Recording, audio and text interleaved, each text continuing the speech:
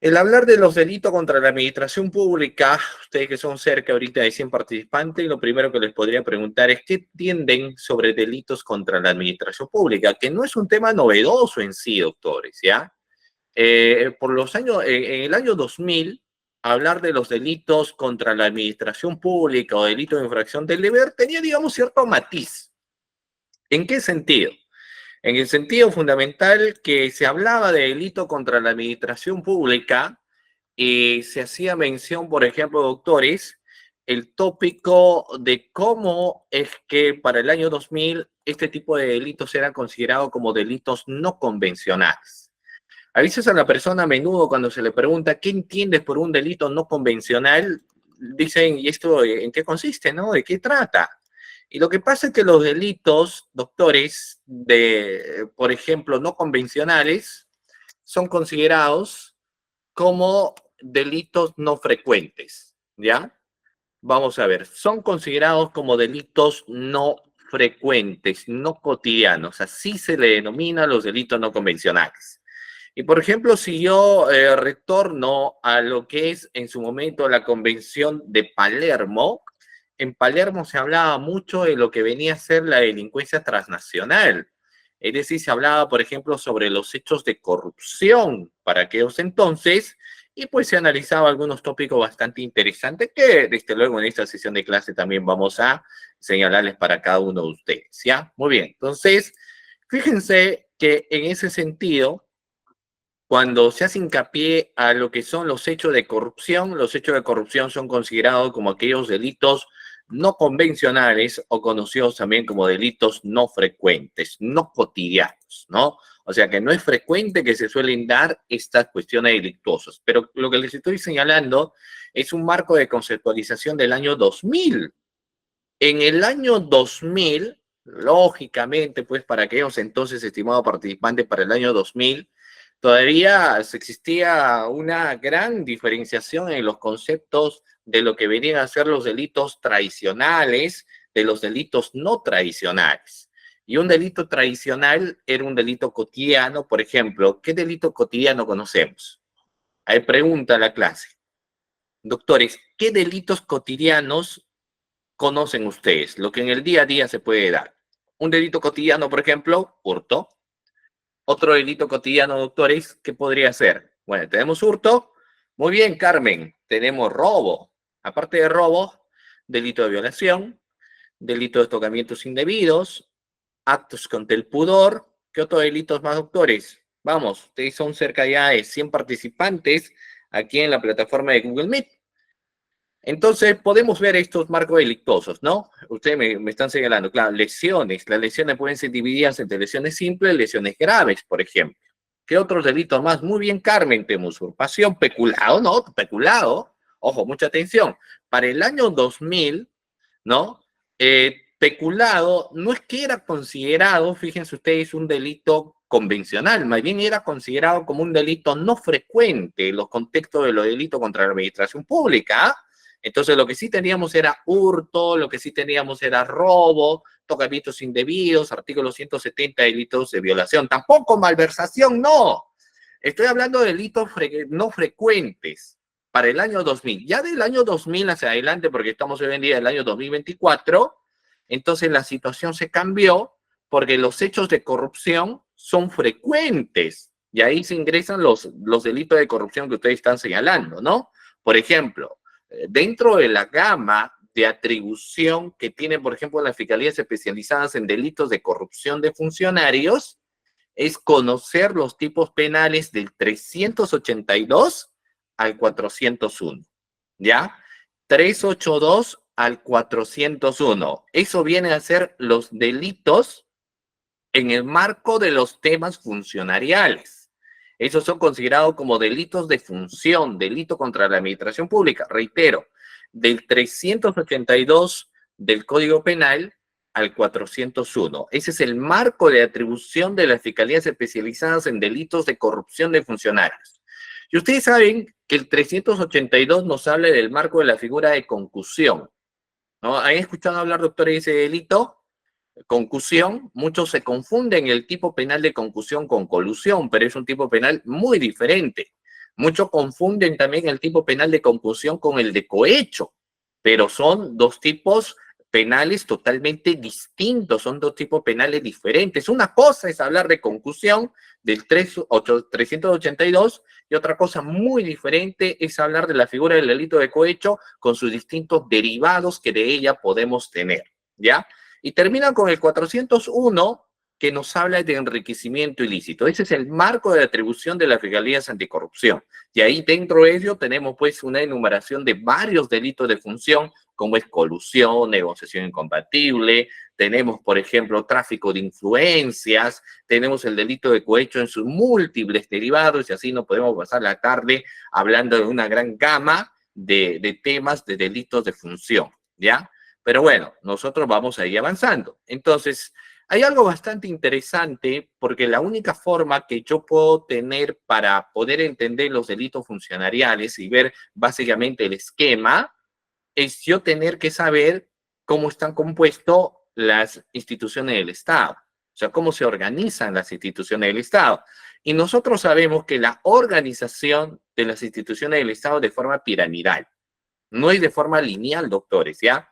Las organizaciones del Estado se componen, se estructuran de forma piramidal, no es de forma lineal. Existe una formación, reitero nuevamente, del contexto piramidal, en el sentido, doctores, de que lo que vamos a encontrar es a alguien que dirige la institución, y dentro de esa característica de quien dirige la institución, vamos a encontrar obviamente a quienes son funcionarios del Estado, y por el otro lado encontraremos a quienes vienen a ser servidores del aparato estatal, ¿no? Entonces tenemos ese marco de diferenciación de funcionarios y servidores. Luego lo vamos a conceptualizar quién es un funcionario y es un servidor.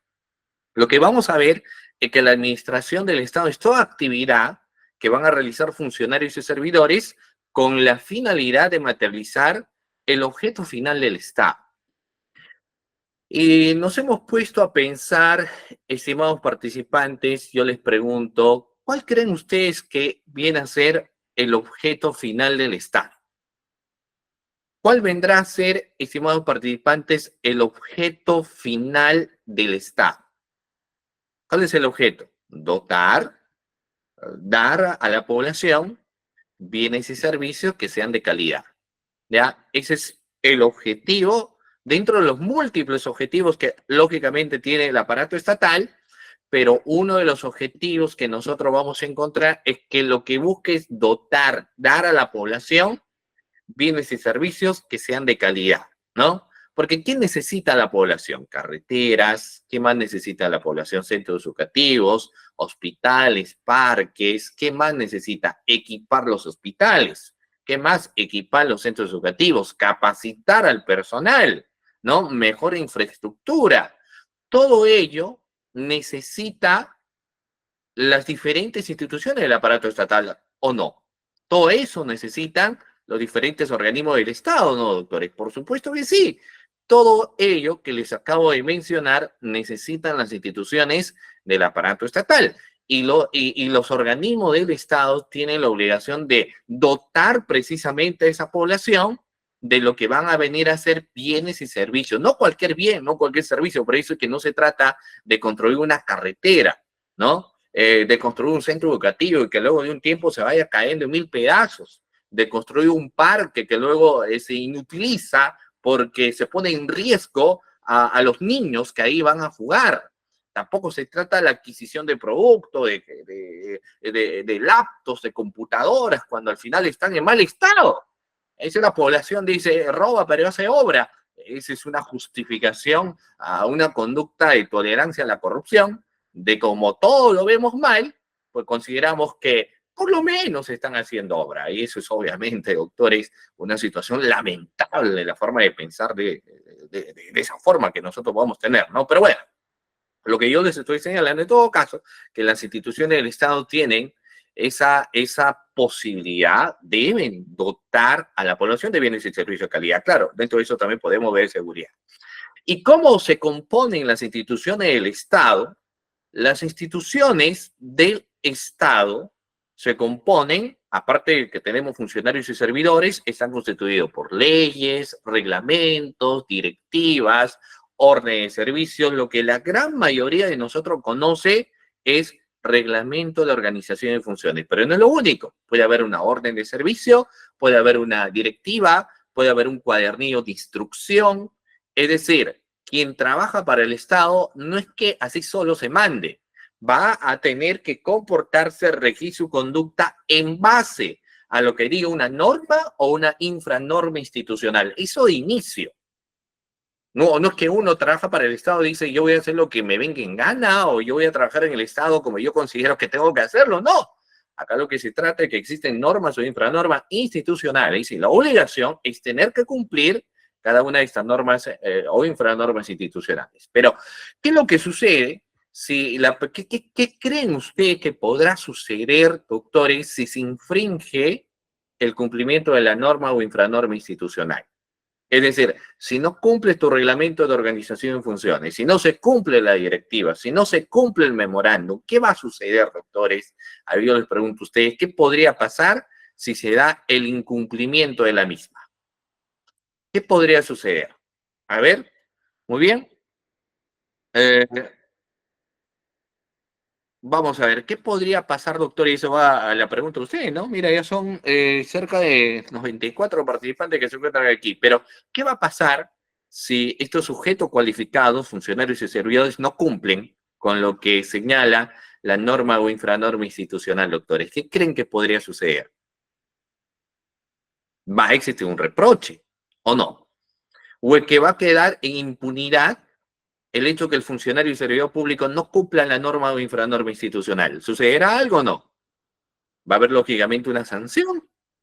Y la sanción es en base a que el funcionario o servidor público quebrantó su deber funcional. Ese quebrantamiento puede acarrear desde una responsabilidad, uno, que viene a ser una responsabilidad de carácter administrativa, eso es lo primero, ¿no? Una responsabilidad de carácter administrativa, una responsabilidad de carácter civil o una responsabilidad de carácter penal, ¿no? O sea, tampoco hay que penalizar toda conducta de estos sujetos cualificados como funcionarios y servidores, pero lo que yo estoy diciendo es que el primer quebrantamiento que en todo caso va a existir es un quebrantamiento a la norma institucional, pero no todo quebrantamiento a la norma institucional significa necesariamente que tenemos un contexto que va a tener relevancia de carácter penal, ¿ah?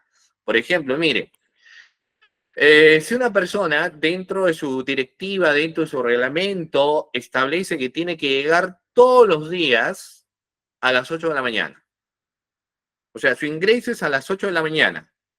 Y con 3 faltas injustificadas le abren, bueno, todavía no digo, pero lo que señala es que en su reglamento de organización y funciones establece que esta persona que llegue a laborar, que llegue a trabajar, tiene que llegar antes de las 8 de la mañana.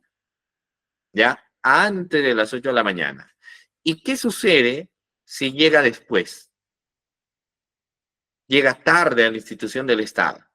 No solamente una, dos, tres, 4 veces o 5 veces ha llegado tarde a trabajar al Estado. La gran pregunta es, ¿hay una responsabilidad penal o habrá una responsabilidad administrativa, doctores? Si la persona llega tarde al trabajo, ¿hay una responsabilidad de carácter penal o hay una responsabilidad administrativa? Es una infracción a una norma institucional. Lógicamente, en ese caso no existirá pues una responsabilidad de carácter penal, porque el derecho penal nosotros sabemos que es última ratio, es última instancia, recurrimos al derecho penal cuando los otros medios de solución de conflictos no han tenido controversia, entonces recién cuando sucede eso, recurrimos al derecho penal como última instancia, recurrimos al derecho penal como última ratio, cuando los otros medios de solución de conflictos no han tenido efectos, recién recurrimos nosotros, doctores, a la vía del derecho penal. Entonces, si una persona llega tarde, por principio de legalidad, no existe pues una sanción penal, ¿no? A quien llega tarde. Quien llega tarde tendrá una responsabilidad de carácter administrativa, eso sí, si la misma normativa institucional establece que llegar, por ejemplo, tarde en 3 oportunidades sin una justificación alguna, va a ser motivo de iniciar un procedimiento administrativo disciplinario, pero no tendrá un reproche, doctores, aquí de un contexto penal. Por eso es que se habla que el derecho penal en todo caso, doctores, viene a ser una última ratio, que el derecho penal es una última instancia, recurrimos al derecho penal cuando los otros medios de solución de conflictos no se han dado. En el caso en concreto que estamos estipulando, lógicamente, doctores, el quebrantamiento a la norma o infranorma institucional no de inicio significa que va a tener, lógicamente, un reproche de carácter penal, porque el reproche inicial que podríamos nosotros encontrar es un reproche de carácter administrativo. No se olvide. Sigamos. Sabemos que los temas de corrupción, estimado participante, ¿qué generan en la población? Por ejemplo, yo voy a hacer un cuadro estadístico rápidamente, les voy a preguntar a ustedes también, vamos a hacer una pequeña encuesta, y lo que yo les pregunto es si ustedes confían en la administración de justicia. Eso va como pregunta, ¿no? A ver, doctores, pregunta, ¿ustedes creen en la administración de justicia?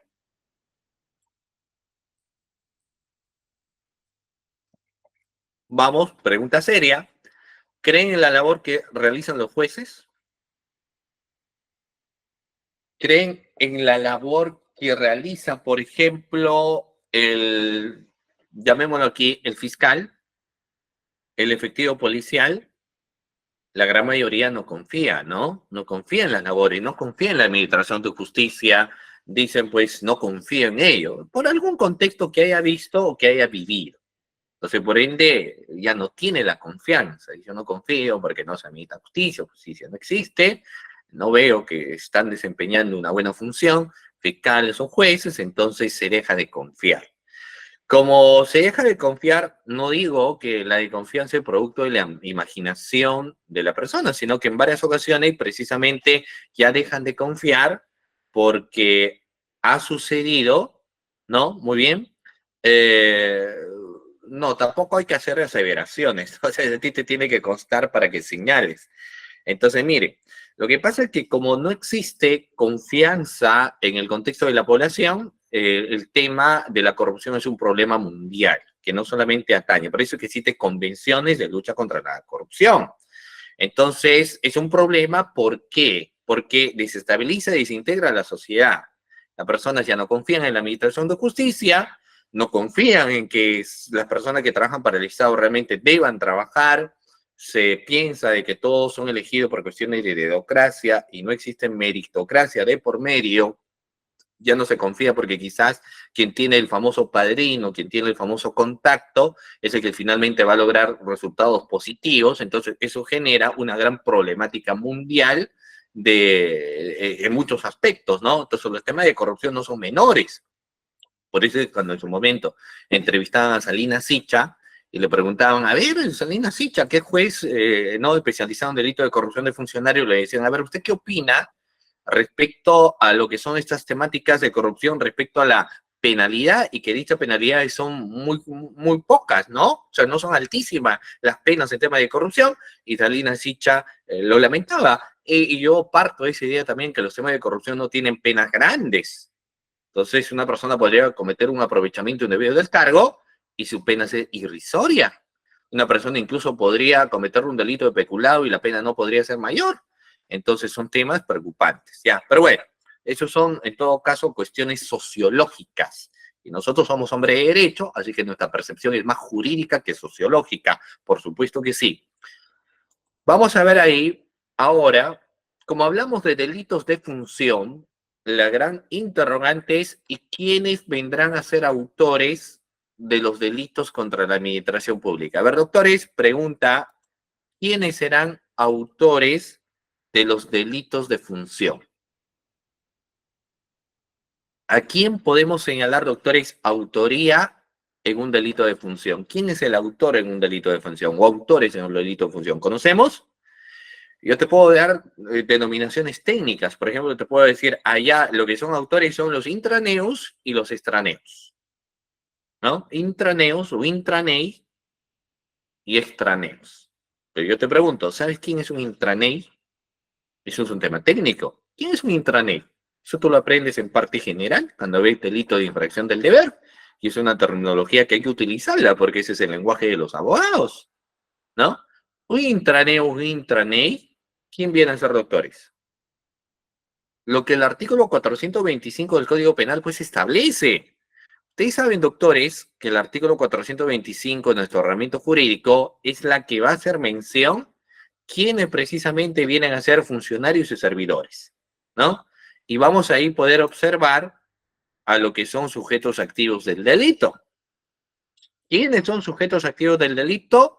Yo tengo que remontarme al Código Penal, al artículo 425, ojo, del Código Penal, 425 del Código Penal, que es la que precisamente a mí me va a señalar quién es un funcionario y quién es un servidor, que son diferentes, ¿no? A ver, ustedes a poco me podrían señalar, ¿saben ustedes quién es un funcionario y quién es un servidor? A ver, ¿quiénes son los funcionarios del Estado y quiénes son los servidores del Estado? Técnicamente el artículo 425 no te hace el marco de diferenciación. Por ejemplo, en el caso del 425 nos señala, serán considerados funcionarios y servidores públicos y nos da toda la explicación. Entonces tenemos que recurrir al derecho administrativo para que ésta sí nos conceptualice quién es un funcionario y un servidor. Respecto al funcionario, nos va a señalar que es una persona natural, pero que se caracteriza por tener poder de decisión, que presta servicios o trabaja para el Estado. Entonces, fíjense ustedes con lo que estamos hablando, porque no es lo mismo hablar de funcionario y servidor. Eso hay que tener en cuenta. Como les acabo de establecer, los funcionarios se caracterizan por tener poder de decisión, ¿no? Muy bien, gracias, Maga. Los funcionarios se caracterizan, ojo, doctores, por tener poder de decisión. Deciden qué hacer los funcionarios del Estado. Pero nos quedamos cortos solamente hablando de poder de decisión, porque tienen poder de administración y de delegación. Esa es esa característica. Un juez es un funcionario, el fiscal es un funcionario, no todos los efectivos policiales son funcionarios, los oficiales de tercera no son funcionarios del Estado, el funcionario se caracteriza por tener poder de decisión, ¿no? El presidente de la República obviamente es un funcionario del aparato estatal, el gobernador es un funcionario del aparato estatal, los ministros son funcionarios, se caracterizan, como les acabo de señalar, por tener poder de decisión, deciden qué hacer. A diferencia del, y ojo, no solamente deciden, tienen el poder de administración también de la institución del Estado. La presidenta de la República, miren, de todo lo que pueda suceder a lo largo y ancho del territorio nacional, se le va a acuñar, doctores, el marco de responsabilidad penal. ¿A quién? Lógicamente a la presidenta de la República. ¿Por qué? Porque tiene la administración, pues, de todo, en ese caso, nuestro país se caracteriza por tener el poder de administración. Esa es una característica importante en el caso, por ejemplo, concreto de lo que son los funcionarios. No solamente entonces se van a caracterizar por tener decisión, sino administración, y acuñamos algo más porque también se van a caracterizar por tener el poder de delegación. Tres características que en esta noche, que ustedes están aquí ya tarde-noche, porque son las 6:25, y que debemos tener en cuenta, en el caso, doctores, de los funcionarios, se caracterizan por tener, ojo, a ver, vamos a ver si están despiertos, pues, ¿no? Porque no solamente es escuchar, sino es entenderlo también. Entonces decíamos que existen tres aspectos importantes en el caso de los funcionarios. ¿Cuáles venían a ser las tres características importantes en el caso de los funcionarios, doctores? Lo acabo de señalar. A ver, ¿cómo se caracterizaban los funcionarios? Por tener poder de... ¿Cuál era el primer poder que tienen los funcionarios? Muy bien, Carmen, te escucho. ¿Puedes activar tu audio? ¿O le habilitan el audio? A ver, Carmen levantó la mano. ¿Activas tu audio? Carmen Lucía, ¿no? A ver, ¿cuáles eran las tres características en el caso de los funcionarios, doctores? Muy bien, toma de decisión es una primera característica, poder de decisión. No cualquiera tiene poder de decisión. Aparte del poder de decisión, ¿qué otra característica más hemos dicho? Hemos hablado del poder de decisión. Luego, de administración, pues claro, eso no lo tiene un servidor. Y finalmente luego hablamos del poder de delegación. Entonces estamos hablando de tres características importantes que en el caso lo tienen lo que son denominados funcionarios públicos. Poder de decisión, poder de delegación y poder de administración, al amparo también de lo que establece el artículo 425 del Código Penal. Aparte de ellas, tres características importantes en el caso de los funcionarios, hablemos ahora de quién viene a ser servidor del aparato estatal. Respecto a lo que son servidores, nos establece el procedimiento del derecho administrativo, o el derecho administrativo técnicamente me establece que el servidor público es una persona natural. No, a diferencia del funcionario del Estado que tiene poder de decisión, el servidor no, es una persona natural que presta servicios al Estado, no tiene poder de decisión, a veces puede tener administración y no tiene poder de delegación. Tres características importantes que sí la tiene un funcionario del Estado y no lo tiene un servidor público. Lógicamente, los servidores del Estado tienen su reglamento de organización y funciones, tienen su directiva, ¿de acuerdo? Puede haber una cartilla de instrucciones, entre otras, donde se establezca qué actividades y qué funciones finalmente van a desarrollar, pero no tienen las tres características que sí le caracteriza al funcionario del Estado. Y quienes trabajan para el Estado, lógicamente me van a dar la razón, porque quienes vienen a ser servidores del Estado y empezamos a revisar su reglamento de organización y funciones, su directiva, su memorando, su orden de servicio, lo que fuera, dentro de las funciones específicas que esta persona pueda tener, en la parte final, ¿qué es lo que suelen señalar? Dentro de esas funciones, reitero nuevamente, específicas que tienen los funcionarios del aparato estatal, en la parte final, ¿qué suelen establecer? Aquella terminología, doctores, que nos dice, y de más que disponga quién, y de más que disponga su jefe, ¿cómo nos establece, doctores? Y de más que disponga su jefe y su jefe inmediato, pues. Entonces, el jefe inmediato de un servidor le puede dar una serie de órdenes. Claro, es el jefe inmediato. Todo lo que son servidores del aparato estatal saben que es así. Quienes trabajan o han trabajado en el Estado saben lo que yo les estoy señalando. Pero fíjense con lo que les voy a preguntar. Entonces, de acuerdo al derecho administrativo, sí encontraríamos marcadas diferencias entre quién es funcionario y quién es servidor. ¿No? Eso lo podemos encontrar. Marcadas diferencias entre quién va a venir a ser funcionario del aparato estatal y quién es servidor del aparato estatal. Pero yo te pregunto, a efectos del derecho penal, ¿el derecho penal hace diferencias? El 425, doctores, ¿hace diferencia entre quién es un funcionario y un servidor o no? ¿Qué opinan? El 425. ¿Te hace diferencias o no te hace diferencias? Ahí tienes el código.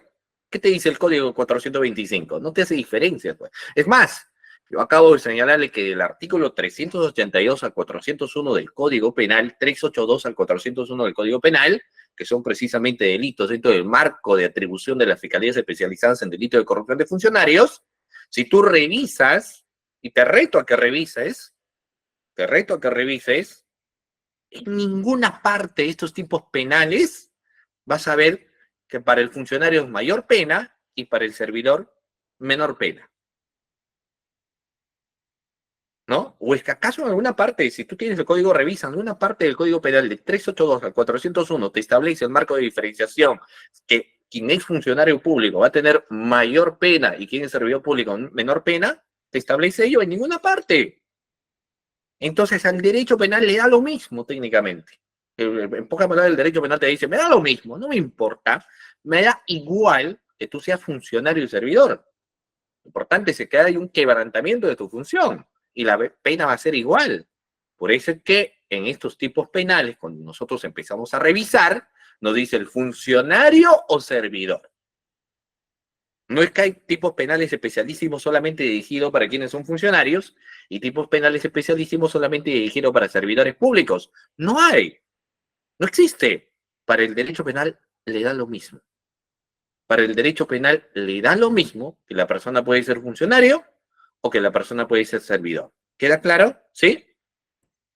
Pero lógicamente nosotros sabemos que en cierta medida no deberíamos acuñar estas cuestiones, doctores. Porque sabemos que no es lo mismo que una persona que tiene poder de decisión, delegación, administración, a quien es subordinado del aparato estatal. Y tal vez por eso es que algunos fiscales y algunos jueces también, al momento de analizar cada caso en concreto, establecen que el mayor contexto de pena debería radicar, pues, doctores, en quienes son funcionarios y en quienes son servidores menor pena. Pero, lógicamente, esto no es un criterio uniformal, ¿no? Universal, sino que está supeditado al criterio que específicamente van a poder tener cada funcionario o servidor del aparato estatal. No, no es de una naturaleza, en todo caso, uniforme, sino que está supeditado a ello, ¿ya?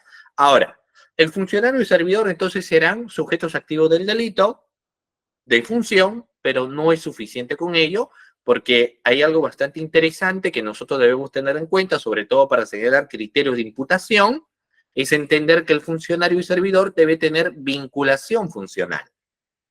Si no encontramos vinculación de función, si no encontramos vinculación funcional o vinculación de función, si tú lo quieres llamar de esa manera, no le puedes atribuir o no le vas a poder atribuir el marco de reproche de punibilidad, porque sencillamente no hay la vinculación de función. O sea, en pocas palabras, lo que te quiero decir es que no es suficiente que el sujeto cualificado sea funcionario o servidor, no es suficiente, sino que lo que te estoy señalando es que hay que adherir necesariamente, doctores, lo que se denomina la vinculación de función. Eso hay que buscar, vinculación funcionarial.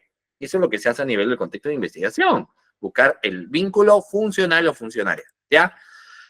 ¿Con qué otro nombre, a ver, doctores, ya que en este diplomado de delito de corrupción de funcionarios ustedes han tenido, pues, varias clases, ¿con qué otro nombre se le conocen los funcionarios y sus servidores? ¿Cuál es el otro nombre que tienen los funcionarios y sus servidores? A ver, de acuerdo a la teoría de infracción del deber, ¿cómo se le conoce a los funcionarios y sus servidores? A ver, ¿qué otra denominación damos? A ver, a los funcionarios y sus servidores.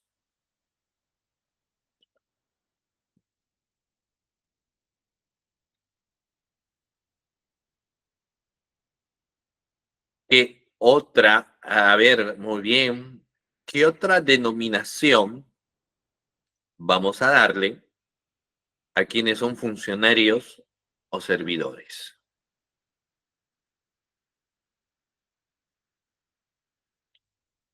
Ustedes lo han señalado. ¿Cómo se le conoce también, doctores? Como intranet o intranet, ¿no? Los internos del Estado.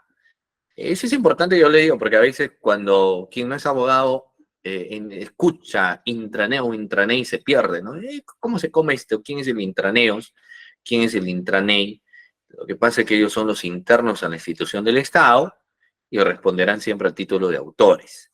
Pero también podemos acuñar responsabilidad a quienes no trabajan. Ojo, el funcionario y servidor responden siempre como autores del delito, ¿ya? Se le va a acuñar ello.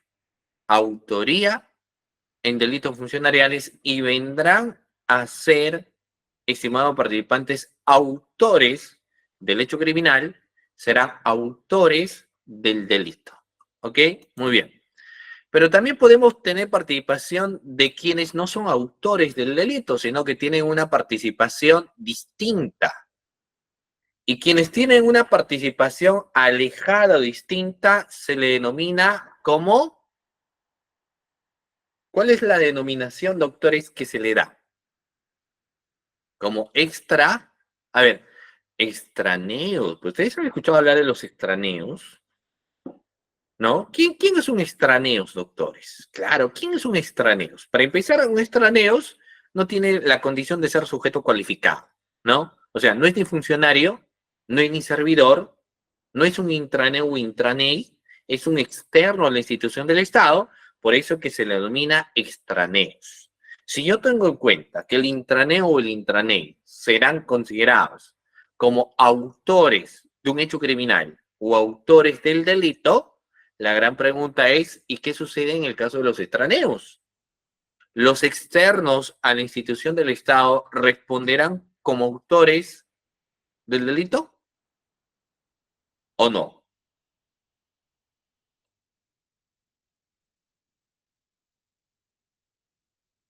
¿Responden como autores del delito? No, su responsabilidad, ¿cómo es? No son autores del delito, pues si no son autores, ¿cómo responden? Autoría y participación, artículo 23. Si no es autor, ¿qué vendrá a ser? El extraneo en qué responde. Si no son autores, vendrán a ser con, pues ya, claro, van a ser partícipes, pero entonces los partícipes podrán ser cómplices o instigadores del hecho criminal, pero no son autores del delito. ¿Y esto por qué? Porque seguramente ustedes han escuchado hablar de la teoría de la ruptura del título de imputación. Hemos escuchado hablar de esa teoría es muy distinta a la teoría de la unidad del título de imputación, porque saben ustedes qué es lo que pasaba, les voy a comentar un poco, que antes lo que se buscaba, doctores, es en realidad que no exista reproche de punibilidad en el caso de los cómplices. Decían, no, a los cómplices no lo toques. Los cómplices no van a responder penalmente. O sea, no van a responder penalmente. No, no, no, no. Los cómplices no van a tener un reproche de punibilidad, pero lógicamente eso no era, digamos, la esencia que uno iba a buscar o iba a entender, porque también íbamos a ver que en el caso de los cómplices, en el caso del particular, bueno, también tenía que tener un reproche, pero esto tiene incluso un origen anterior teóricamente hablando. En las cuestiones del comportamiento de reproche de punibilidad, existen, pues, doctores, dos teorías. ¿Ya? Encontramos dos teorías. ¿Ya?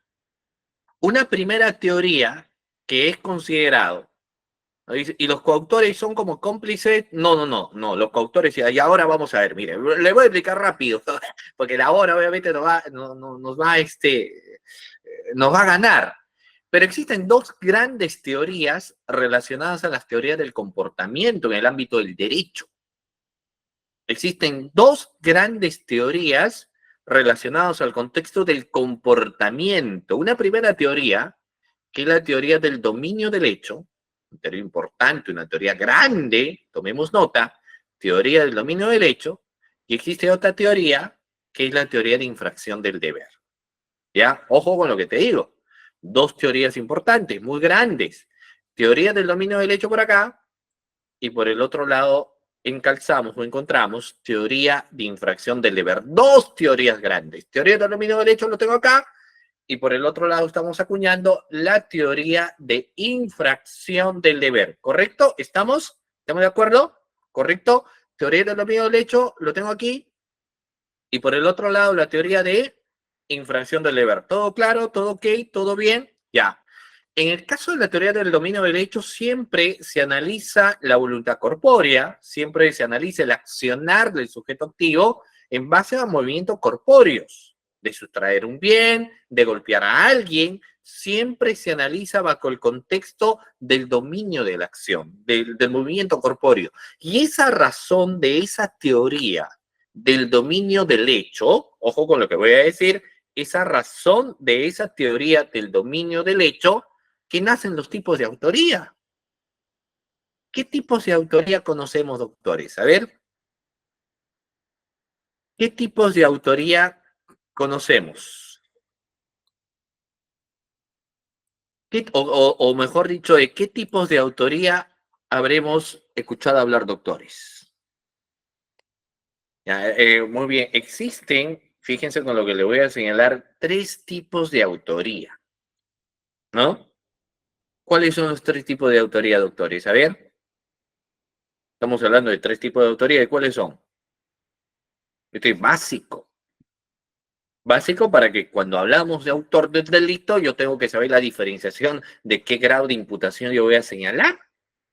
Entonces tenemos en un primer contexto al autor directo. Yo creo que no lo voy a explicar, porque sabemos quién es un autor directo. Mínimamente en pregrado sabemos a quién se hace referencia como autor directo del hecho criminal, ¿no? Es el autor directo, quien planifica y ejecuta la acción. No es más que, o sea, yo puedo profundizar más, pero no es suficiente con que alguien me señala, idea la realización del hecho criminal y aparte de eso lo ejecuta, entonces tengo al autor directo del delito, ¿cierto? Pero luego tengo a aquel autor que se vale de un instrumento o que se vale de instrumentos para la perpetración del hecho criminal.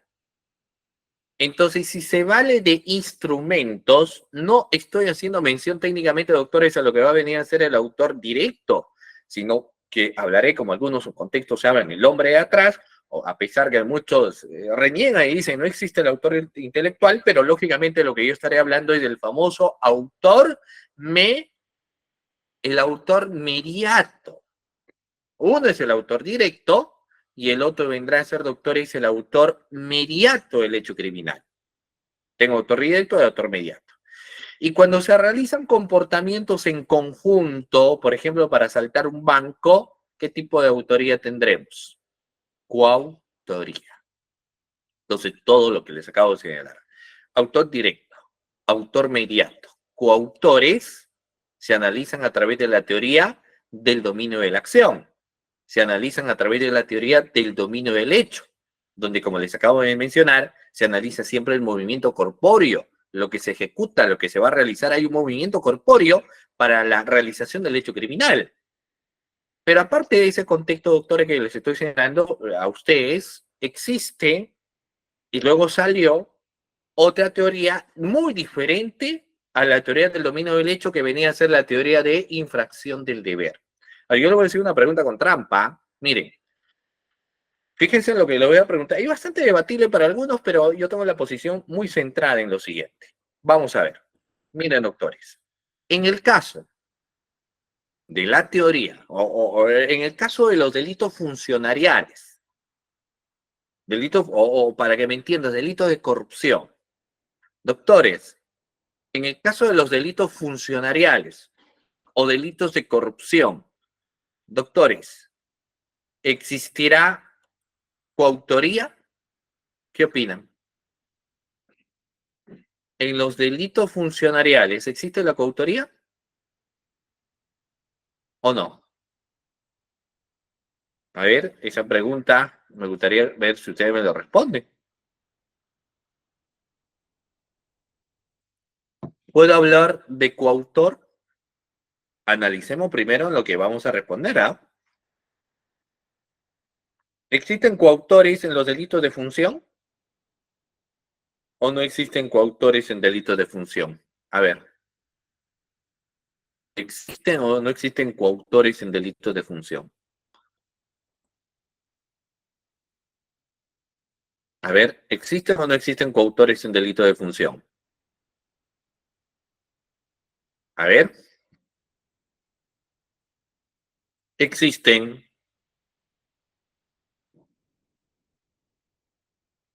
o no coautores en delito de función? A ver, no, pues doctores, ¿cómo va a haber coautoría en un delito de función? ¿Cómo va a haber coautoría en un delito de función? Pues no existe la coautoría en delito de función si los deberes son personalísimos.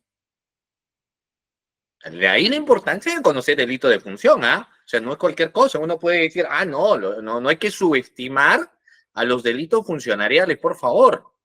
No, no, no. ¿Cómo va a existir coautoría en delito de función? Cero, ojalá o no. No existe, pues, la coautoría en delito de función, doctores. Cada quien responde a título individual por el hecho que ha cometido. Claro. Si tú cuando trabajas al Estado, vamos a ver, cuando trabajas en el Estado te dan tu reglamento de organización de funciones, te dan tu directiva, te dan tu orden de servicio, te dan tu memorando. Entonces, lógicamente, cuando tú te encuentras ahí, vas a tener que comportarte en base a lo que señala las normas e infranormas y todos estos contextos que vienen a ser bastante interesantes y bastante importantes, como les acabo de señalar. Entonces, todo este factor que yo les hago mención me va a permitir ver estas cuestiones que les acabo de señalar, ¿no? Sobre todo para precisar cuándo yo me encuentro ante autores o coautores del delito. Ya para concluir, porque no quiero ser muy extenso en esta situación, en el caso de los delitos funcionariales, delito contra la administración pública, no existe coautoría. No lo digo yo, revisa la teoría de infracción del deber. revisa la teoría del dominio del hecho. Cada uno responde a título individual. Por esa razón, no existen coautores. ¿Ya? Pero bueno, sigamos. Entonces, los extraneos, los particulares, solamente responden como cómplices o investigadores. Sigamos, doctores. El bien jurídico tutelado. La gran mayoría piensa que el bien jurídico tutelado en los delitos funcionariales es el patrimonio del Estado. Yo le voy a preguntar, ¿no? ¿Es así? ¿No? La gran mayoría de personas, cuando hablo de delitos contra la administración pública, doctores, me dicen, no, billete, dinero. Por eso es que cuando uno habla de corrupción, dice, ya, corrupción, money, dinero, billete, y eso técnicamente no es cierto, es corrupción, pero no es un tema de bien jurídico tutelado de manera absoluta que hay que tener en cuenta. Pero yo te voy a poner un caso para que me entiendas. ¿Qué pasa? Miren, eh, si una persona pasa la luz roja, el efectivo policial lo detiene, mal efectivo policial lo detiene y le dice, pues, a ver, estás en falta para que no te ponga la papeleta, tú dirás cómo es, ¿no? Entonces le dices, mira, eh, deme algo, y no le pide dinero, si no le pide, no lo sé, papa, camote, qué sé yo. Pregunta, ¿le ha solicitado? ¿La sola solicitud, doctores, configura corrupción o no? Si tú solicitas dinero, ¿configura o no configura corrupción? Vamos, ¿la solicitud de dinero configura o no configura?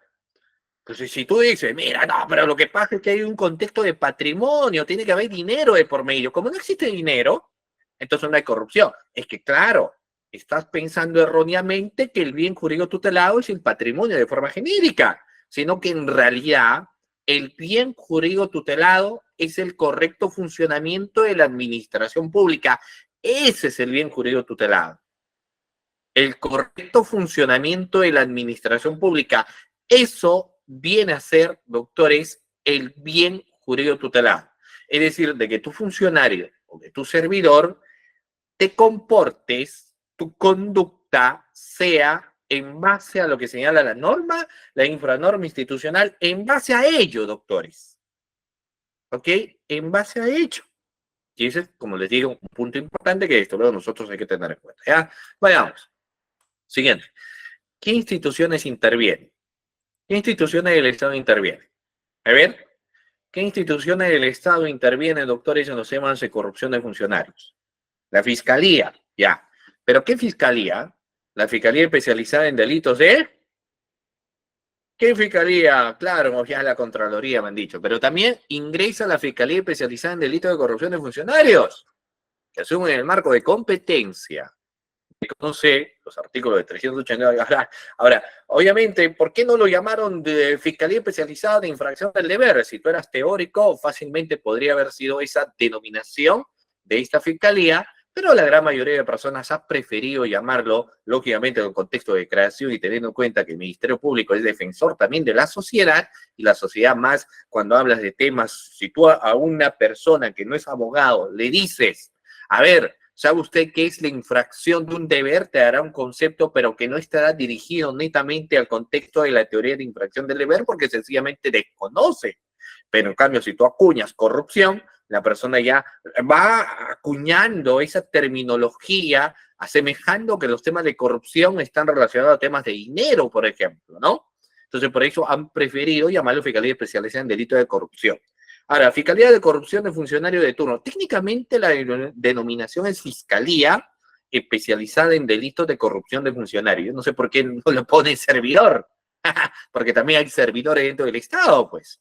Ahora, dentro de la misma Fiscalía sí puedes encontrar fiscalías especializadas que están de turno, en la cual puedes ir y denunciar un hecho de corrupción. Bueno, hemos dicho que el marco de atribución de estas fiscalías es conocer los tipos penales contemplados entre el artículo 382 al 401, ¿ya? O sea, del 382 ojo con lo que te digo, ¿ah? Del 382 al 401 es marco de competencia de las fiscalías especializadas en delito de corrupción de funcionarios. 382, 401. Ese es el marco de competencia. No investigan que van, obviamente, una fiscalía especializada en delito de lavado de activos no va a investigar feminicidio, no va a investigar violencia contra la mujer, los integrantes del grupo familiar, porque sencillamente no es dentro de su marco de competencia. Eso creo que queda claro. ¿Ya? Muy bien. Vamos a ver aquí.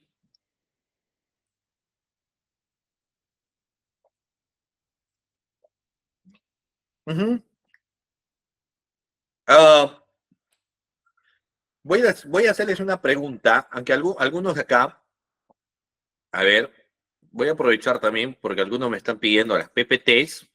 Les voy a dejar acá el número de WhatsApp. Se pueden visualizar, doctores. El número de WhatsApp es el 997-588013. ¿Ok? Muy bien, ahí lo tienen. 997, ahí si alguien lo ancla sería excelente. 997-588013. Y ustedes me dicen, profe, las PPTs, ¿no? Las PPTs, que creo que son acá cerca, no sé, más de 100 PPTs diapositivas en delitos de corrupción, y sencillamente ustedes lo peticionan para que, lógicamente, ustedes las puedan tener, ¿ya? Muy bien. Entonces ahí les estoy dejando mi número, que es el 997-588013. Esto también me permite mencionarle lo siguiente, ¿no? Por ejemplo, ¿quién asume como parte agraviada? Si yo soy una persona a la cual, miren, un mal efectivo policial me ha solicitado dinero. Un mal efectivo policial me ha solicitado, por ejemplo, 200 soles. Y yo entregué los 200 soles. La gran pregunta es, ¿yo soy agraviado en investigación de delitos de corrupción? ¿O quién asume como parte agraviada? ¿Yo? ¿O hay alguien más que va a asumir como parte agraviada, doctores? ¿Quién asume? ¿La Contraloría? La Contraloría no asume. ¿Quién asume como parte agraviada? Ya, el Estado, estamos de acuerdo. Pero dentro del Estado existe una institución, que es en este caso la Procuraduría Pública Especializada, y reitero nuevamente, estamos hablando de la Procuraduría Pública especializada en delitos de corrupción de funcionario que asume marco de competencia. ¿O no? Es la Procuraduría que asume el marco de competencia en los delitos funcionariales. ¿Estamos? Sí. Tiene dos objetivos la Procuraduría. En primer lugar, la persecución del pago de las reparaciones civiles por los daños que se han infligido al Estado por temas de actos de corrupción. Ese es el primer objetivo. Entonces, la persecución del pago de las reparaciones civiles por hechos de corrupción. Y el otro objetivo, que también se tiene que contribuir con la investigación del hecho delictivo y la determinación de su responsabilidad. Es decir, encontramos dos marcos de, bueno, lo que acá señalamos, ejes de participación, en este caso que va a tener la Procuraduría, ¿ya? Muy bien, sigamos. Luego ingresa lo que ustedes han señalado, porque también vamos a tener la participación de la Contraloría General de la República, que en realidad ellos ingresan cuando evidencian algún tipo de irregularidad que se estaría dando, ¿ya? Muy bien, vamos a ver. Doctor, ¿por qué si roban? Es que hay que tener que determinar, ¿no? O sea, en realidad ese tema del robo al Estado, nosotros podemos hacer un concepto bastante subjetivo. O sea, yo no sé, acá los hombres de derecho, nosotros no nos guiamos en cuestión. Es cierto que podemos dar opiniones, podemos dar una opinión legal o incluso una opinión personal, pero para hacer una aseveración, yo tendría primero que tener un cuadro estadístico. Yo no puedo hablar sin cuadros estadísticos. Si yo tengo un cuadro estadístico, entonces yo podría decir, no, pero es tanto bajo una pericia valorativa o pericia contable, el Estado peruano ha perdido cerca de 32 millones de dólares y solamente están pidiendo como reparación civil la mitad.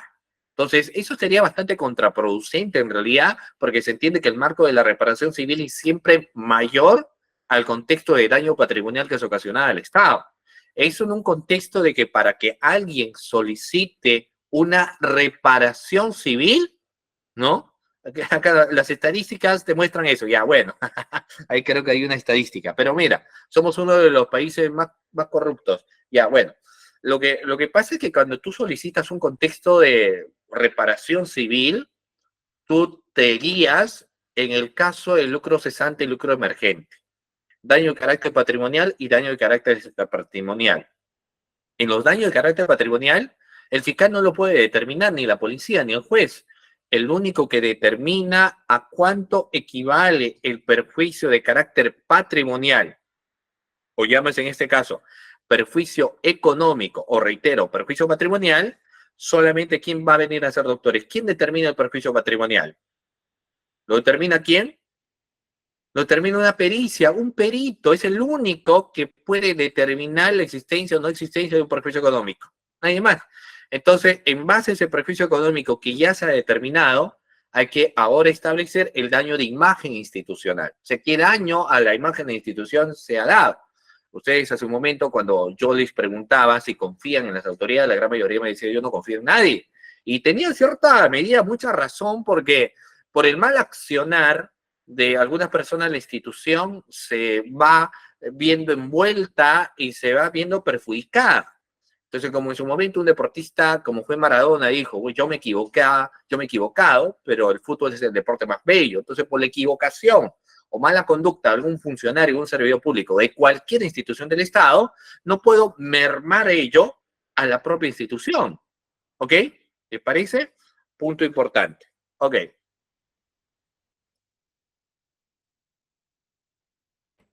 A tener también en cuenta. ¿Ok? Sigamos. Bueno, tenía la Contraloría que ingresa por lo general con los hallazgos. No voy a hablar de tráfico de influencia, me voy a ir de frente al delito de negociación incompatible. ¿Ya? Tenemos no vamos porque el tipo penal de tráfico de influencia, doctor, es bastante interesante, pero me voy a ir directo al delito de negociación incompatible. Pero primero yo quiero tener algunos cimientos iniciales, pues ustedes. A ver, doctores, ¿qué han escuchado? Si pueden participar a través del audio, mejor. Muy bien. Miren, vamos a ver. ¿Qué entienden ustedes por el delito de tráfico de influencias? A ver, ¿alguna idea? ¿Qué es el tráfico de influencias? Me han hecho confundir. A ver, ¿qué es el delito, doctores, de negociación incompatible o aprovechamiento de un deber de cargo? ¿Alguna idea? ¿Qué vendrá a ser, doctores, el delito de negociación incompatible o aprovechamiento indebido del cargo? ¿Alguna idea primigenia? A ver. ¿Han escuchado hablar de ese delito? Primero vayamos por partes, ¿no? ¿Han escuchado hablar de ese tipo penal, doctores, de negociación incompatible o aprovechamiento indebido del cargo, tal vez? ¿En algún momento? ¿Lo han escuchado? ¿No lo han escuchado hablar? ¿Han escuchado hablar de ese marco delictoso, doctores, de ese tipo penal de carácter de delito? ¿O no? Negociación compatible o aprovechamiento indebido del cargo. ¿Hemos escuchado hablar de ese tipo penal o no, doctores? Sí, ¿no? Chao. Sobre todo los fanáticos de las cuestiones del delito de función, por supuesto que sí hemos escuchado hablar de este marco tipológico en el caso del delito de negociación incompatible, ¿o no? Bueno, vamos un poco a ver esas cuestiones iniciales de este tipo penal. Entonces, quienes tal vez se están conectando recién, vamos a pasar ahora al análisis del tipo penal de negociación incompatible, o conocido también como aprovechamiento indebido del cargo. ¿Ya? Muy bien, vayamos. Es un delito de infracción del deber, es un delito contra la administración pública, es un tipo penal unipersonal.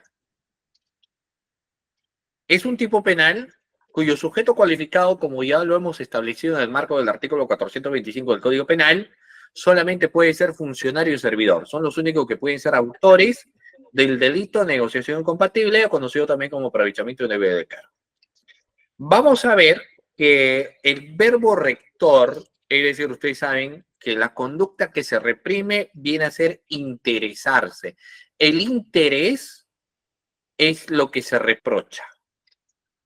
El interesarse es lo que va a ser materia de reproche de este tipo penal. El interés. Ahora, lógicamente, los intereses podríamos nosotros dividirlo en intereses positivos y intereses negativos. Podríamos hacer ese marco de diferenciación, doctores, entre lo que va a venir a ser un interés cuya naturaleza deviene ser un interés de carácter positivo, o luego podemos establecer un interés cuya naturaleza es negativa. Si tú trabajas dentro de la institución del Estado, tienes que interesarte en tu chamba, tienes que interesarte en tu trabajo, tienes que trabajar las 8 horas o el marco de tiempo de horas que tú tienes que trabajar y tienes que trabajar bien. Tienes que estar concentrándote en otra cosa, sino que tu trabajo tiene que ser realizado de una forma adecuada, de una forma coherente. Tienes que realizar todo eso de buena manera, ¿no? Muy bien. Entonces, el trabajo tiene que ser un trabajo espléndido. Tienes que ser camiseta, trabajas para el Estado. Erróneamente, por eso yo siempre digo, ¿no? Si tú crees que dentro del Estado te vas a hacer millonario, mejor te dedicas a ser abogado de defensor particular. Ahí tal vez vas a tener la posibilidad de tener más ingresos económicos y lógicamente tus mismas arcas económicas van a crecer. Claro, porque no ves que tiene más ingresos económicos, entonces tus arcas económicas se inflan. Pues es lógico, ¿no? Claro. Pero si luego tú decides trabajar dentro de lo que va a venir a ser, pues, doctores, aquí, el Estado, si tú vas a pensar que aquí te vas a hacer millonario, estás perdiendo tu tiempo, ¿no? Por lo menos el Poder Judicial, Ministerio Público, porque los ingresos no son pues tan altísimos los cuales uno podría señalar. Pero mira, vamos a ver, entonces el interés tendría que ser un interés positivo, un interés para con el Estado. Ese es el tipo de interés que nosotros debemos tener. El interés que no debemos tener es un interés cuando uno asume un cargo para favorecer a un tercero o para favorecerme a mí mismo. Ese es el interés considerado como interés negativo, doctores. Ese es el interés negativo. Yo utilizo mi cargo de alcalde, de gobernador, de regidor, de presidente, de ministro o ministra, de fiscal o de juez para interesarme en alguien o en mí mismo, para yo mismo enriquecerme. Por eso nos dice que el interés vendrá a ser un interés de carácter negativo. Y por eso nos dice el verbo rector o conducta que se reprime es interesarse. El tipo penal menciona que es interesarse y nos dice que interesarse significa atañer, concernir, incumbir, comprometer o importar algo. Todo ello, les acabo de mencionar, viene a ser un interés cuya naturaleza lógicamente es negativo, ¿no? Y se doblega lógicamente nuestra voluntad para buscar conseguirlo. ¿Ya? Muy bien. Ahora, el interés que estamos hablando, que hemos dicho que es un interés cuya naturaleza es negativa, es un interés que se puede dar de 3 formas, doctores. ¿Ya? Nuevamente lo que les señalo. El interés puede darse de 3 maneras. Ustedes lo pueden ver acá. Miren, en un primer lugar, yo puedo tener el interés de manera directa, puedo tener el interés de manera indirecta y puedo tener el famoso interés por acto simulado. Ojo con lo que les acabo de señalar, doctores. El interés podemos materializarlo de 3 maneras. Los intereses que se dan de forma directa, punto número 1, interés de manera directa, un interés que planifico y quiero lograrlo, eso es un interés de manera directa. Punto número 2, intereses de manera indirecta. Y por último, los famosos intereses por acto simulado. 3 tipos de intereses: directa, indirecta y por acto simulado. ¿Estamos de acuerdo o no? Ok. ¿Qué nos dice el interés de manera directa? Incluso nos dice, cuando el sujeto activo personalmente pone de manifiesto sus pretensiones particulares indebidas al participar como funcionario en un contrato o una operación estatal. Explíqueme con manzanas, en algunos casos en los cuales yo puedo entender. Por ejemplo, yo les voy a preguntar a ustedes, y espero que me respondan con toda la sinceridad, ¿A cuántos de ustedes, estimados participantes que se encuentran aquí en esta sesión de clase, les gustaría trabajar para el Estado? A ver, todos los que les gustaría trabajar para el Estado, ahí en el chat me dicen yo, ¿no? O sea, todos los que quieren trabajar para el Estado me señalan yo. Todos los que quieren trabajar para el Estado, ¿ah? ¿Quieren trabajar para el Estado o no quieren trabajar para el Estado? Todos los que quieren trabajar para el Estado, le reitero, doctor Isabel, dígame yo, ¿quiénes quieren trabajar para el Estado? ¿Quieren trabajar o no? Ahí en el chat, claro, ustedes me dicen yo. Ah, muy bien, porque a mí sí me dice, yo, Ana Mariño, me dice, no, yo quiero trabajar para el Estado. Carlos Jesús me dice, sí, también. Carmen, Lucía, sí. Yo quiero ser fiscal, me dice Lili. Lo vas a hacer. Alexis, yo. ¿No? Entonces, quieren trabajar para el Estado, ¿no? Y los demás no quieren trabajar para el Estado. Trabajé para el Estado 40 años, Asu. Wow. Muy bien. Alexis, también, ¿quién más? ¿Quiénes más quieren trabajar para el Estado? Y es bonito, ¿no? Trabajar para el Estado es bonito, o sea, las cosas como son. Claro que tú eres un presión, pero hoy en día, ¿quién no trabaja pues bajo presión? Todos trabajamos bajo presión. Si vas a trabajar dentro del Estado, aprender a trabajar obviamente bajo presión y está muy bien. Todas las personas aprendemos o vamos trabajando bajo presión y me parece correcto eso. Más motivación, pues. Yo trabajo bajo presión. ¿Más motivación o no? Por supuesto que sí. Muy bien, vamos a ver. Tienen gollerías, feriados largos, dice. Depende, pues depende. No hay que. Hay trabajo de presión en muchas personas se estresan y renuncian. Pero mira, quienes quieren trabajar para el Estado dicen: yo quiero trabajar para el Estado. Ya, muy bien, va a haber una convocatoria. Entonces dicen: muy bien, es mi oportunidad.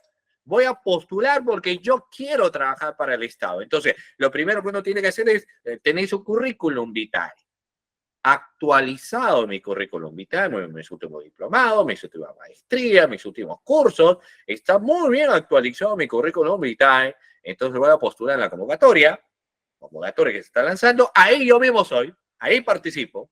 Ok. A participar, señor mío. Participa usted. Ustedes saben que hay fases en el proceso de convocatoria. Primero, la evaluación curricular. Entonces, como tú te capacitas, como tú los viernes en la noche no te vas de parranda, los viernes en la noche estás capacitándote, aquí por ejemplo en el Ilustre Colegio de Abogados de ICA, entonces tú dices, bueno, me parece muy bien, la evaluación curricular te pone en puntaje perfecto, puntaje de calificación 20, doctores. 20 de puntaje de calificación en tu evaluación curricular. ¿Qué viene? El examen de conocimiento. Porque por eso dice, el abogado no solamente debe ser abogado, sino tiene que parecerlo. El hecho que bajo tu vitrina ahí está el rótulo de abogado no significa que eres buen abogado, tendría que demostrarlo. Entonces tú puedes tener un buen CV, un buen currículum, y ahora lo que hay que ver es en el examen de conocimiento cuánto rindes. ¿Rindes o no rindes? Y en el examen de conocimiento, ¿saben ustedes qué es lo que pasa? La persona saca una calificación bastante espléndida, puntaje perfecto, 20 también de calificación, madre mía, 20 de calificación. O sea, no solamente ha tenido 20 de calificación, doctores, en el contexto, llamémoslo de esa manera, de su evaluación curricular, sino 20 en la evaluación de conocimiento. ¿Qué viene después, doctores? Ya tengo examen curricular, ya tengo examen de conocimiento, ¿qué viene? ¿Qué viene, doctores? ¿Quiénes han postulado para el Estado? ¿Cuál es la tercera fase? ¿Cuál es la tercera fase, doctores? La entrevista. Ahí yo les pongo, ya yo les voy a decir, la entrevista, ¿no? Mira, si tú ya tienes, técnicamente hay que ver, si tú ya tienes un buen puntaje curricular, buen puntaje en entrevista, ¿no? Y el que se encuentra, por ejemplo, en segundo lugar, en el examen curricular tiene 15 y en el examen de entrevista y en el examen de conocimiento saca 12, ¿ok? Doctores, ¿las entrevistas son difíciles? ¿Para qué es una entrevista? ¿Quién me dice para qué es una entrevista? ¿Es decisivo la entrevista? Si ya tienes puntaje, si ya tienes currículo, si ya tienes tu examen de conocimiento, en la entrevista técnicamente, ¿para qué es? Ay, ¿para qué la entrevista? Estás llegando con buenos puntajes, ¿para qué la entrevista? para conocer al postulante, pues. A ver quién es. Ya por ahí el que hace la entrevista a su margen derecho o izquierdo, el psicólogo va a analizar comportamiento, ¿no? A ver, vamos a ver su comportamiento. O sea, tendría que ser una persona que no sabe trabajar bajo equipo. Tendría que ser una persona que no sabe trabajar bajo presión. Tendría que ser una persona muy individualista o una persona muy complicada, muy conflictiva, mal criado, mal criada, para que no pases la entrevista. Para determinar la entrevista tendría que hacerte una evaluación. No con preguntas, pues. Tendría que hacerte todo un proceso. Rellena esto, haga lo otro. ¿Es acaso en la fase o la entrevista para preguntarte de conocimiento? Miren el error que a veces vemos, ¿ah? En la entrevista, ¿qué te van a preguntar? Estás postulando a una plaza, por ejemplo, de fiscal, digamos, o una plaza de juez, cualquier plaza. ¿Te voy a preguntar de conocimiento? Si ya pasaste la fase de conocimiento. Entonces especifica muy bien, pues, en tu base de la convocatoria o no. Técnicamente, en la entrevista no tendrían que hacerte preguntas de conocimiento. Tendríamos que hacerte preguntas como, por ejemplo, a ver cuál es el objetivo que usted tiene, ¿no? A ver cuál considera usted que es su mayor virtud, su mayor defecto. Te planteo un caso cómo usted podría solucionar, ¿de acuerdo? ¿Qué sucedería si hay esto? Para que el psicólogo diga, pues, si se dé cuenta a través de su análisis, no, este es un individualista, no, él es muy bueno, pasó el conocimiento, ha pasado tal, pero ya al toque me di cuenta que es una persona conflictiva. Muy difícil hacer eso. Entonces, técnicamente, la persona tendría, sin ningún mayor problema, si ya está punteando, está puntero en la convocatoria, tendría que ser adjudicado como ganador. Pero a veces pues hay mucho problema porque en el examen de entrevista te preguntan conocimiento. Entonces uno dice, ¿para qué existió la fase de conocimiento? Mejor haga dos fases, pues. Primera fase de conocimiento escrita y ahora fase de conocimiento verbal. Ahora sí, pregúntame, pues. La fase de conocimiento no debería haber en entrevistas si es que hubo examen. Ahora, vayamos a los CAS, pues también, tampoco. Hay algunas convocatorias CAS donde del examen, de la evaluación curricular, te pasas directamente a la entrevista. Entonces, ahí sí hay que preguntarte de conocimiento, porque tú no has pasado un examen de conocimiento. Ahí sí yo quiero saber, pero si no, no, pues. Entonces, ¿qué es lo que va a pasar acá? Que tendría que estar recontra mal para que en la evaluación curricular, para que en el examen de conocimiento, la entrevista no pases en realidad. La verdad, bien nervioso, no sé, tendría que haber llegado tarde, tendría que haber sido malcriado y el psicólogo tendría que haber detectado eso y dice, con él no va. Pero ¿qué es lo que sucede? A veces en la entrevista te descalifican o te ponen puntaje bajo, ¿no? Y el que tenía evaluación, miren ustedes, ¿ah? Y el que tenía en currículum bajo puntaje, evaluación curricular bajo puntaje, en conocimiento tiene bajo, en entrevista puede ganar. A ver, yo les pregunto, doctores, a ver, ustedes son los que van a contratar una persona que está bajo en currículo, o sea, pasa, pero está bajo. En conocimiento está por ahí, ¿no? ¿Puede ganar en entrevista?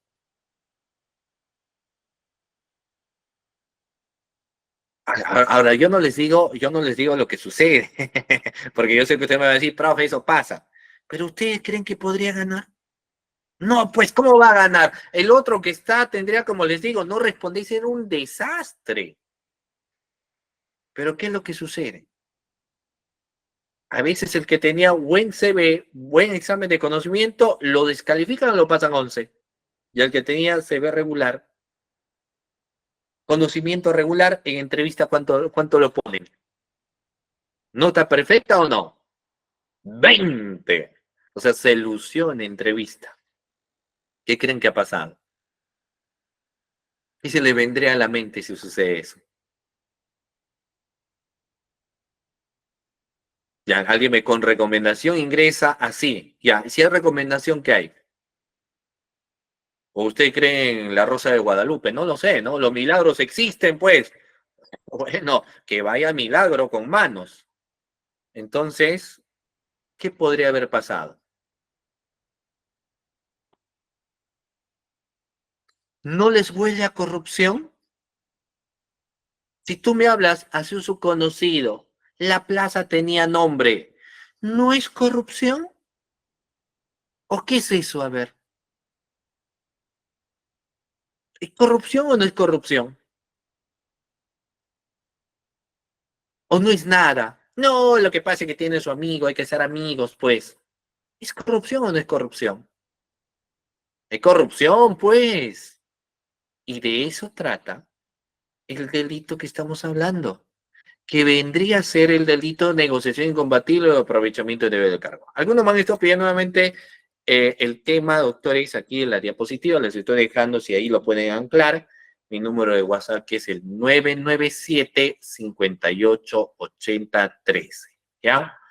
Ahí lo tienen, 997-588013, 997-588013. Bueno, entonces, ¿qué delito podría haberse dado?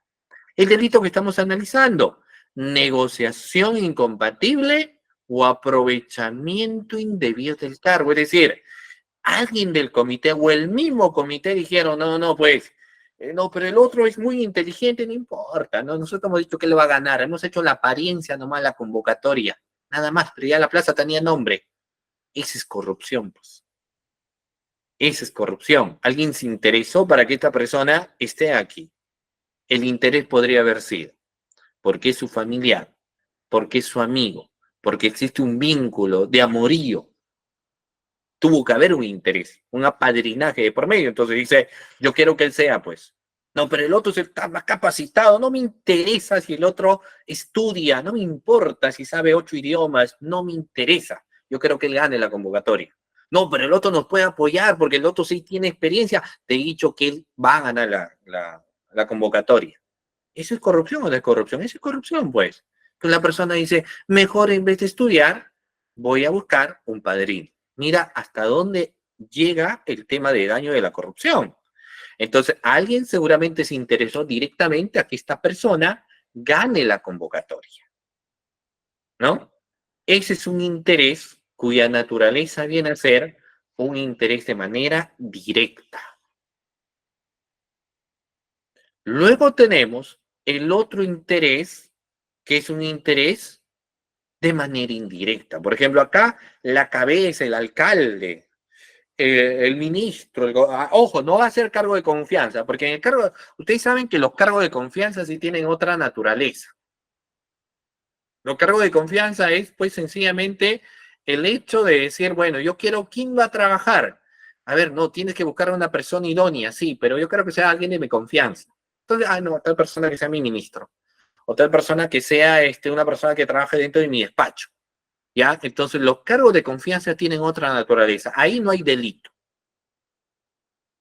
A veces hay personas que reniegan, dice, yo he presentado mi CV porque yo quería trabajar ahí en el cargo de tal. No, pero es un cargo de confianza, pues. Entonces, a ti no te tiene confianza, por más que tienes un muy buen CV, no confía, pues, no es parte de su partido, no es parte de su equipo. Vas a trabajar, pues. No importa que conozca bastante. El otro sí es su gente. ¿Y eso pasa o no pasa? Pasa todos los días. En eventos, congresos, en todo pasa. No importa qué tan bueno eres, a veces ahí te mantienen al margen, pero si eres el amiguito por ahí, no el amiguito de chelas y todo lo demás, ahí está, pues es así en muchas de las situaciones, ¿o no? Entonces, fíjense ustedes que hay un interés que se puede dar de un contexto de manera indebida, de forma directa o de manera indirecta. Ojo, en los cargos de confianza no hay interés, es confianza nada más. Y luego tenemos los intereses, y acá vamos a ver ustedes en el marco de la diapositiva, porque estamos viendo intereses que se pueden dar de manera directa. No dice, el elemento de tipicidad objetivo significa que la gente en forma personal y directa se interesa o compromete en el contrato de operación y realiza todos los actos administrativos necesarios. Porque claro, él se interesa en que una persona gane, él quiere que esta persona gane, hace todos los medios para que esta persona gane. Y obviamente dentro de ello vamos a tener ciertos vínculos, como vínculos amicales, familiares, económicos. O sea, sí o sí vamos a encontrar criterios de vinculación, como les acabo de decir, vínculos amicales, familiares, económicos, si se encuentran autores márgenes de vinculación, ¿ya? Muy bien. Y tenemos luego aquellos intereses que se puede dar, pero de una manera indirecta, ¿no? Ya hemos dicho, en los intereses de manera indirecta, en esta modalidad, el agente no actúa directamente en la celebración de un contrato de operación, sino que se vale o hace uso de intermediarios que pueden ser particulares u otros funcionarios o servidores públicos para lograr su finalidad de conseguir una ventaja indebida a su favor o de un tercero. Los intermediarios actúan como cooperadores o cómplices necesarios y según el caso constituye un instrumento que utiliza el autor para la comisión del hecho criminal, ¿no? Entonces, de manera indirecta. Y tenemos el otro, que son los famosos intereses por acto simulado, que no son otra cosa que los intereses aparentes y desde luego que sí debemos tener mucho cuidado en estos casos en concreto. A veces ustedes han visto, hay una obra pública que se haya podido haber desarrollado y ponen ahí en la pancarta, se hizo la obra valorizada en 1.000.000 de soles.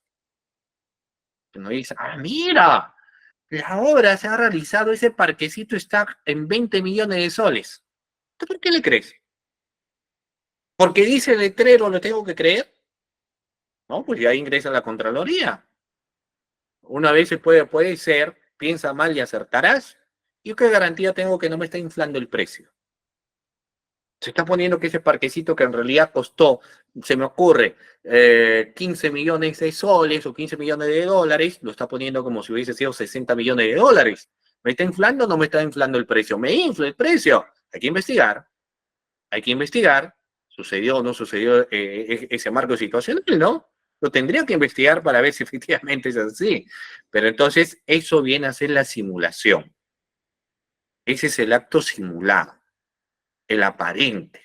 Ahora, las simulaciones también podemos tener como en el caso de los famosos trabajadores fantasmas.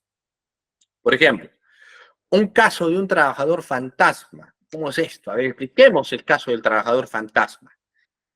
Lo que pasa es que seguramente ustedes han escuchado en algunas ocasiones donde hay pago a personal que trabaja en una municipalidad, 30 trabajadores cuyo sueldo es de 5.000 soles. Entonces uno dice, mira, vaya, ese es el precio, 5.000 soles que le están pagando a 30 trabajadores, estamos hablando de cerca de 50.000 soles mensuales que les están dando. Uno dice, wow, 50.000 soles mensuales, sí, pues 50.000 soles, fíjate. Ah, ok, ok. Y luego cuando empiezas a investigar, te das cuenta que los 30 trabajadores no existen. De los 30, 20 han muerto y los otros sencillamente no existen. Entonces han estado pagando a trabajadores que cuando luego a sus compañeros de trabajo le dices, ¿conocías a Hermenegildo López Viera? Y él dice, pues, no lo conozco. ¿Quién será? Y luego lo buscas en su ficha RENIEC y esta persona está fallecida. Entonces, alguien se tuvo que interesar y lo más seguro que el interés ha sido para sí mismo. Entonces, eso van a ser denominados los intereses simulados, o conocidos también, doctores, como los intereses aparentes. O sea, tú lo tienes interés simulado o interés aparente. Así viene a ser su naturaleza. Interés simulado o interés aparente, ¿no? Muy bien, sigamos. Existe pues aquí, doctores, algo bastante interesante. Yo le voy a ver, vamos acá. Miren, que necesariamente los intereses tendrían que darse, eso sí, en un contrato o en una operación. Reitero nuevamente, los intereses se tienen que dar en contrato o operación. En el caso de los intereses que se dan en las operaciones, estas tienen que tener contenido económico o contenido patrimonial. ¿Ya? Muy bien, doctores. Entonces, conclusiones finales. En esta sesión de clase hemos visto con cada uno de ustedes estos cuadros tipológicos de lo que viene a ser el marco delictuoso de negociación incompatible o aprovechamiento indebido del cargo. Dicho tipo penal es un tipo penal que se da con bastante frecuencia. De hecho, existen cuadros estadísticos en los cuales, después del delito de cohecho, tenemos con bastante regularidad los delitos también de negociación incompatible o aprovechamiento indebido del cargo.